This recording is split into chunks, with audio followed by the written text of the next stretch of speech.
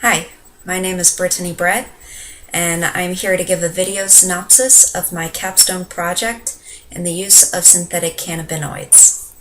I was interested in selecting this topic for my capstone project because while I was conducting research, I realized that there was not a great deal of material published on the use of synthetic cannabinoids, including in my course textbook. I thought that there was a great deal of room to explore this topic and to find some new information. I also found in my research that there was a lot of concern by medical professionals on the effects of synthetic cannabinoid use, but not many specifics as to why they were concerned, and I felt that I would like to know.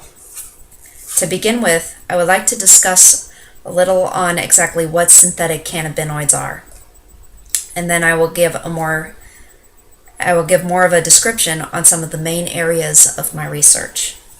Synthetic cannabinoids are the chemicals found in cannabis products. There are over 60 known chemical compounds, although new ones are constantly being manufactured. Some of the more common street names for these products are Spice and K2, though there are actually many brands. Synthetic cannabinoids are manufactured in lab settings, and when used recreationally are sprayed onto plants or crushed and mimic the effects of marijuana when smoked. One of the main issues with synthetic cannabinoids is that the chemical compounds that they contain cause a wide variety of unpredictable effects, especially if combined with other illicit substances. Another issue is the fact that synthetic cannabinoids bind to receptors CB1 and CB2, which causes a stronger neurological response than natural cannabis. In other words, synthetic cannabinoids have a much higher potency than natural cannabis products, making them far more dangerous. And the ever-changing structures make them more unpredictable. The symptom that they cause of the greatest concern is that there is an increased risk of psychosis, as well as a great multitude of many other symptoms. Because this drug is manufactured, there are so many different versions of it being created all the time, with unknown and unpredictable effects. Although they are considered illegal, there is no law that encompasses synthetic cannabinoids as a whole. Rather, they ban certain commonly known ingredients that have been used in their production.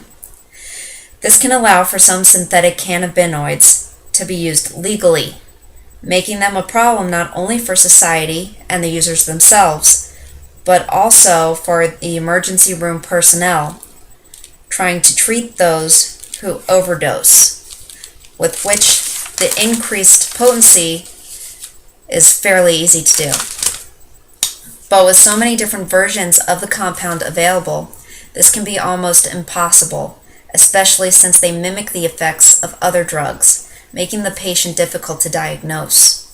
The fact of the matter is, synthetic cannabinoids are actually more potent than even THC, producing more severe symptoms, psychosis being an especially high possibility.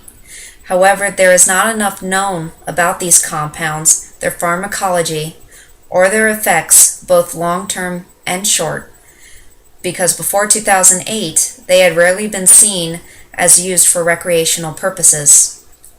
And now that there is a need to know more about them, it is difficult to gather the appropriate information, as the products they are used to produce are constantly changing, and new products are constantly being manufactured.